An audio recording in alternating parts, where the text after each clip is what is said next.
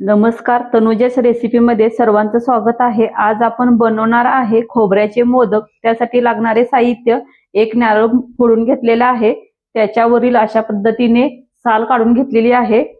त्यासाठी लागणारे साहित्य तूप, साखर आणि वेलदोडे, मिरे आणि थोडीशी सुंठ, कणिक मळून घेतलेली आहे। आता आपण खोबरे किसून घेऊ आणि सारण तयार करू। आता आपण गॅस चालू करून घेऊ। कढई गरम झाली की तूप घालून घेऊया। तुपामध्ये चांगले खोबरे, खिसलेले खोबरे आहे ना, हे आपण तुपामध्ये परतून घेऊ।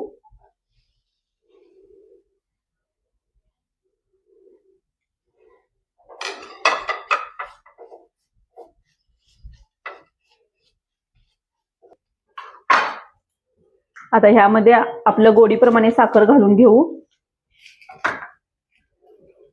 ह्यामध्ये वेलदोडे, सुंठ, मिरे हे पूर्ण बारीक करून घेतलेले आहे, हे ह्यातच मिक्स करून घेऊ आणि चांगले परतून घेऊ। 5 मिनिटं कढईमध्ये कमी गॅसवरती हे भाजून घेतलेलं आहे मिश्रण। हे थंड होईपर्यंत आपण छोटी छोटी पानं लाटून घेऊ। मोदकासाठी पाणी गरम करायला ठेवलेलं आहे, तोपर्यंत आपण सारण भरून मोदक तयार करून घेऊ। अशा प्रकारे गोळे तयार करून घेतलेले आहेत।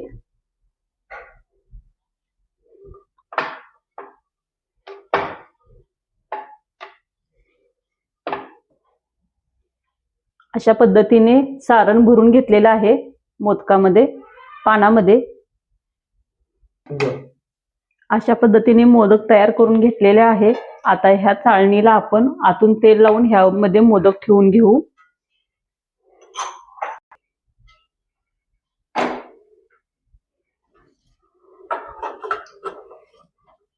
आता ह्याला 10 मिनिटं वाफ देऊ।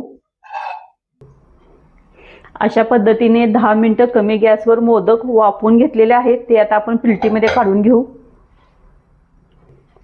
अशा पद्धतीने मोदक तयार झालेले आहेत। धन्यवाद।